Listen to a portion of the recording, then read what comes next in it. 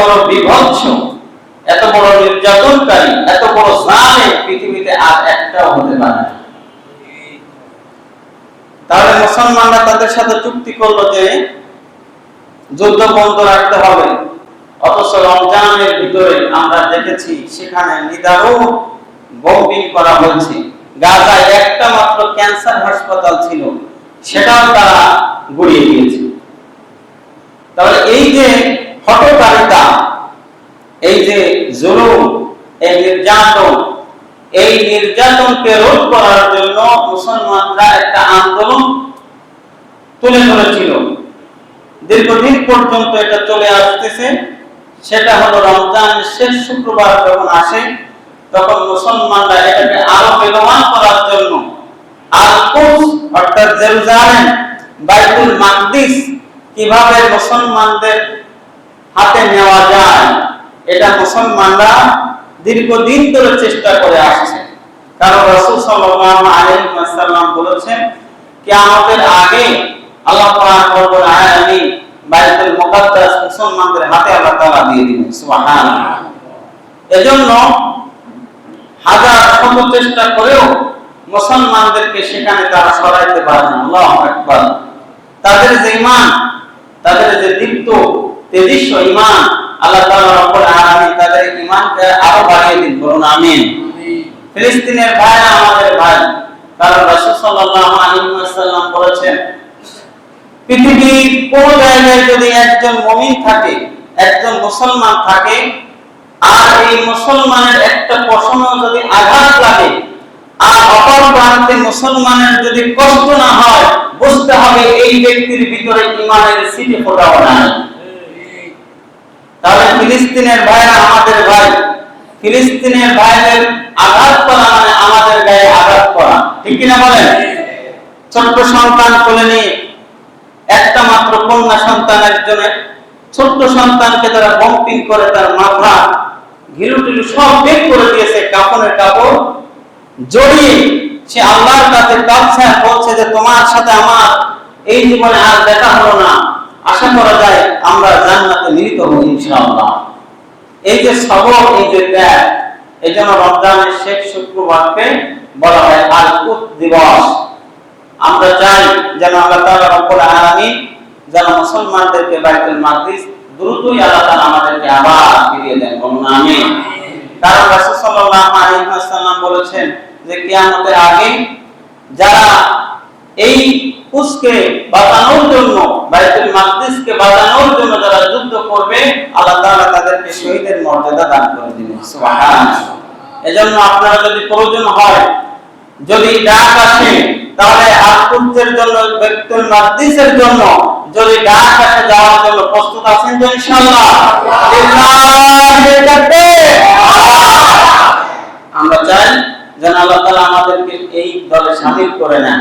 আমরা এখান থেকে কিছুই করতে পারতেছি না, কিন্তু আল্লাহর কাছে দোয়া তো করতে পারি যে আল্লাহ আমাদের ভাইদের উপরে যেন জুলুম এবং নির্যাতন বন্ধ হয়ে যায়, ঠিক কিনা বলেন? তো এজন্য এই কুদসকে আমাদেরকে সবসময় স্মরণ রাখতে হবে। রাসূল সাল্লাল্লাহু আলাইহি ওয়াসাল্লাম 13টি স্পেশাল মর্যাদা দিয়েছেন বাইতুল মাকদিসে। পৃথিবীতে প্রথম মসজিদ কাবা, দ্বিতীয় মসজিদ আল্লাহ তাআলা নির্মাণ করেছেন বাইতুল মাকদিস। রাসূল সাল্লাল্লাহু আলাইহি ওয়াসাল্লাম প্রায় 17 মাস বাইতুল মাকদিসের দিকে ফিরে তিনি সালাত আদায় করেছেন। কত মাস? 17 মাস। এই মসজিদের গুরুত্ব আছে এবং রাসূল সাল্লাল্লাহু আলাইহি ওয়াসাল্লাম বলেছেন, তিনটি মসজিদ ছাড়া অন্য কোন মসজিদে সওয়াবের নিয়তে জিয়ারত করা অর্থাৎ সেখানে যাওয়া জায়েজ নাই। তিনটি মসজিদ ব্যতীত, এক নম্বর হলো কাবা, দুই নম্বর হলো মসজিদে নববী, তিন নম্বর হলো বাইতুল মাকদিস। তাহলে এই মসজিদের গুরুত্ব কম না বেশি? অনেক বেশি। লক্ষাধিক আল্লাহ তাআলা রব্বুল আলামিন যে সমস্ত নবী প্রেরণ করেছেন, 1,24,000 বলা হয় তাকে মতান্তরে আরো বেশি, হাজার হাজার নবীদের জমিন ছিল এটা বাইতুল মাকদিস, তার আশপাশের এলাকা। মুসা আলাইহিস সালাতু ওয়াস সালাম আল্লাহর কাছে দোয়া করেছিলেন যে আল্লাহ, তুমি আমাকে বাইতুল মাকদিসের পাশে, তুমি আমাকে, আমি যখন ইন্তেকাল করব, আমি যখন দুনিয়া ছেড়ে বিদায় হব, আমি এই জায়গা সমাহিত হতে পারি, আমার কবরটা যেন বাইতুল মাকদিসের পাশে হয়। রাসূল সাল্লাল্লাহু আলাইহি ওয়াসাল্লাম সাহাবীদেরকে বললেন, আমি দেখতে পারতেছি, আমি যদি সেখানে যাইতাম আমি তোমাদেরকে দেখিয়ে দিতাম লাল বালুর টিলার নিচে হযরত মুসা আলাইহিস সালাতু ওয়াস সালামের দোয়া কবুল হয়েছে, আল্লাহ তাআলা তার সেখানে লিখে দিয়েছেন।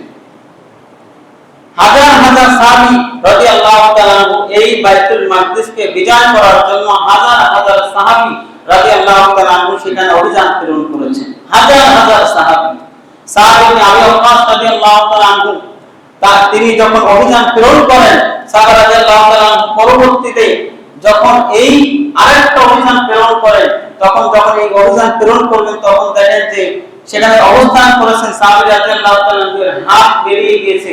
তারা সাক্ষ্য দিয়েছিল সাহাবী আবু ওয়াক্কাস রাদিয়াল্লাহু তাআলা এই ব্যক্তি যিনি বাইতুল মুকাদ্দাস তিনি অভিযান করতে যে তিনি শহীদ হয়ে গিয়েছেন।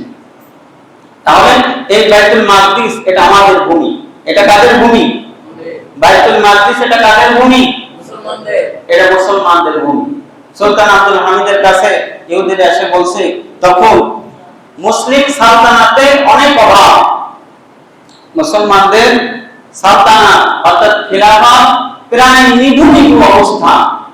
ইহুদিরা এসে বলছে, আপনি আমাদেরকে বাইতুল মাকদিসের ছোট্ট একটা খণ্ড দিন, বিনিময়ে যত স্বর্ণ মুদ্রা লাগে আমরা দিতে রাজি আছি, যত টাকা লাগে আমরা দিতে রাজি আছি, আপনি পৃথিবীতে যা কিছু চান সব কিছুর বিনিময় হলো আপনি আমাদেরকে বাইতুল মাকদিসের পাশে ছোট্ট একটু ভূমি দিন।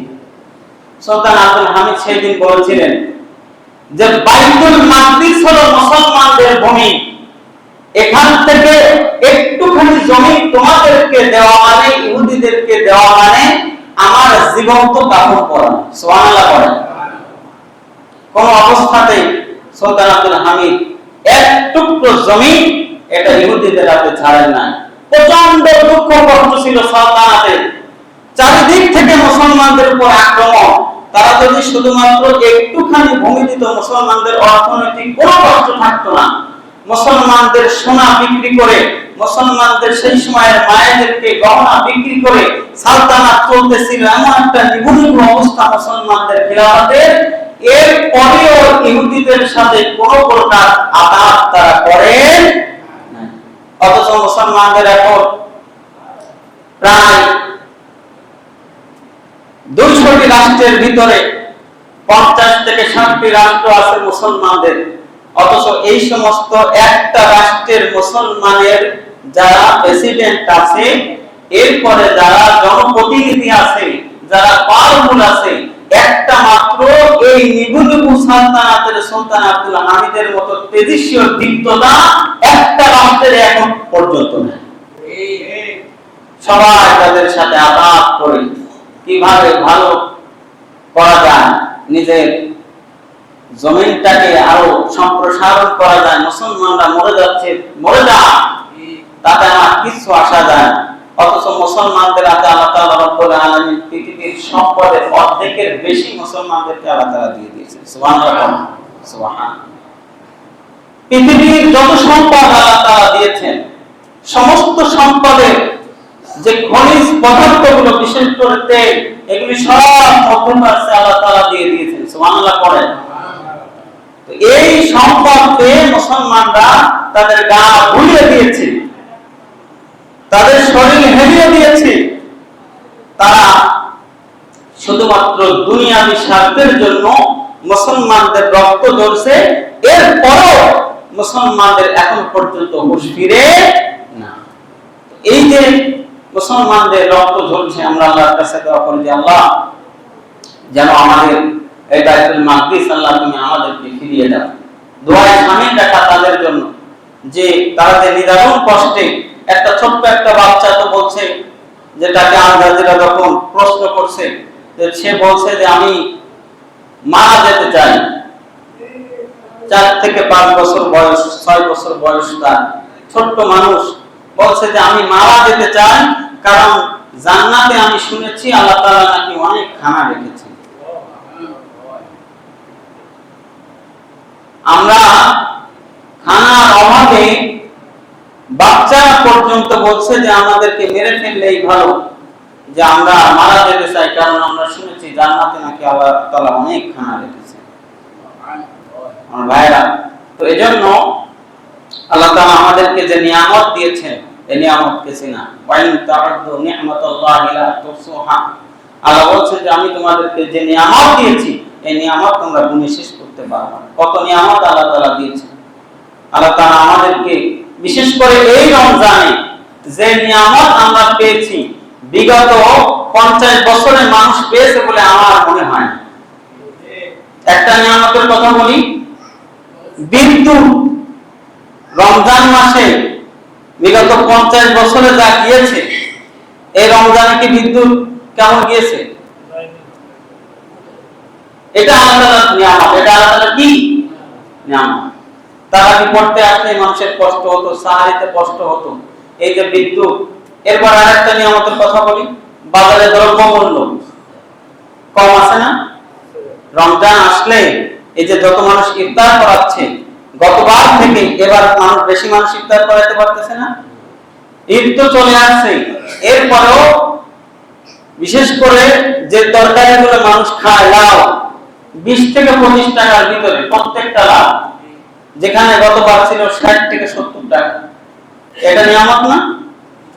প্রত্যেকটা জায়গায় নিয়ামত আল্লাহ তাআলা দিচ্ছেন আমাদেরকে, আমরা বুঝতেছি না। দেখেন এত বড় একটা দেশ, ত্রুটি এবং বিচ্যুতি এটা মানুষের থাকবে, কিন্তু যারা ভালো করবে এদেরকে ভালো বলা এটা মুসলিমের কর্তব্য। এজন্য তাদের জন্য দোয়া করা।